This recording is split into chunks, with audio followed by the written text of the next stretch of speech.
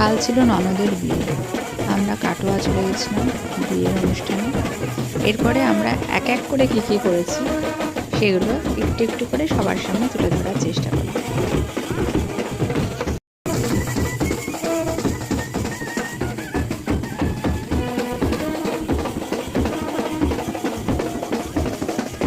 বর এসে গেছে, বরকে নিয়ে সবার খুব লাফালাফি আনন্দ। আমরাও সে সময় খুব ব্যস্ত ছিলাম, নানা রকম বাজনা আওয়াজ, বরকে দেখা, ও সে কী অবস্থা। এরপরে মা, মাসি, ননদ, যা, মামিমা সবাইকে মিলে নিয়ে ছোট্ট একটা ভিডিও করা হয়েছে, যাতে এক ফ্রেমে সবাই আসতে পারি। আবার কবে দেখা হবে তার তো কোনো ঠিক নেই।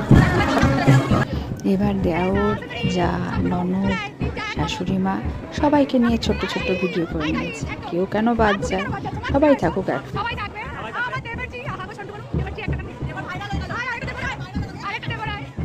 অনেক নাচানাচির পর আমাদের এবার মনে পড়লো, আরে আমরা তো বউকে দেখতে যাইনি।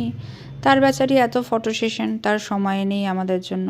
তার মাঝখানে আমরা একবার বউকে দেখে আবার নিজেদের দিকে চারপাশে রোল ক্যামেরা ঘুরিয়ে নিলাম। বউয়ের সঙ্গে ছবি তোলার চেষ্টা করলাম, কিন্তু ক্যামেরাম্যানরা বাবারে অত্যাচার করছে। যতই হোক সেদিনের নায়িকা বলে সে কথা। এরপরে চারপাশ দেখে খুব আনন্দ করে বউয়ের সঙ্গে ছবি তুলে আবার চলে গেলাম নিজেদের ভিডিও করতে। যা কাজ আর কি, খাও দাও আর ভিডিও করো, এটাই তো আনন্দ, এখানেই তো মজা।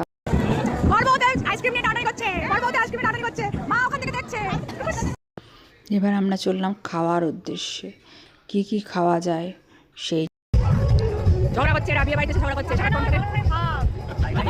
এতক্ষণে একটু সুযোগ পেয়েছিলাম বউয়ের সঙ্গে ছবি তোলার, সেও মারামারি করে আর কি।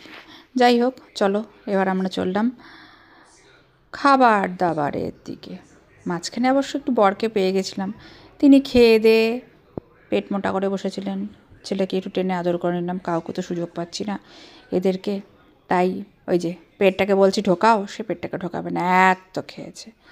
এবার কাকা, ভাইপো, জ্যাঠা সবাই মিলে খুব মকটেল খাওয়া হচ্ছে। খা খা খা, আমরাও খাবো।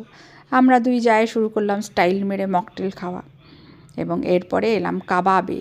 কাবাব খাচ্ছি, কাবাবটা টেস্টি ছিল, প্রচুর পরিমাণ খেয়েছি। ওই দেখো তন্দুরি চা হচ্ছে, তন্দুরি চা অবশ্য ট্রাই করিনি। এবার দেবর্দির সাথে আইসক্রিম স্পেশাল, আইসক্রিম ট্রাই।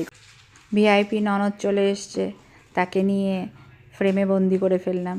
সে অবশ্য হেসে গুটোপুটি সময় করে আসতে পেরে। বাড়ির ছোটোজন লটপট করতে করতে খেতে খেতে পেট নিয়ে তিনি এলেন। ওই যে হুকো টানছে, আমিও পাশে চলে গেছি, ভাবছিলাম টানবো কিনা, কিন্তু টানিনি।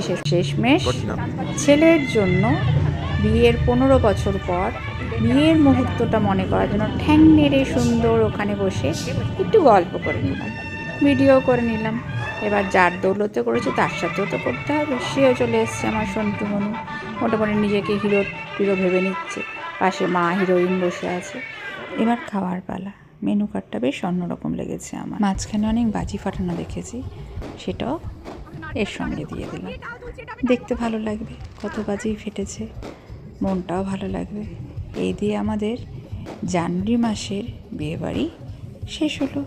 আবার যে যার নিজের জায়গায় ফিরে চলে এলাম। জানি না আবার সবার সঙ্গে একসঙ্গে দেখা কত বছর পর হবে বা কত মাস পর হবে। সবাই ভালো থেকো। নেক্সট ব্লগে আবার তোমাদের সঙ্গে দেখা হবে।